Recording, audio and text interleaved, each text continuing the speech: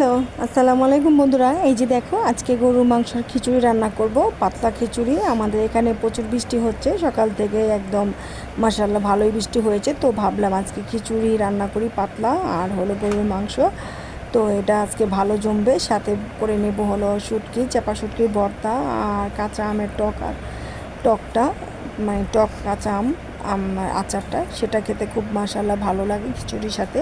তো বন্ধুরা, আজ এ পর্যন্তই। যদি ভালো লাগে তাহলে লাইক, কমেন্ট আর হলো সাবস্ক্রাইব করে পাশে থাকবে। আলহামদুলিল্লাহ, খোদা হাফেজ।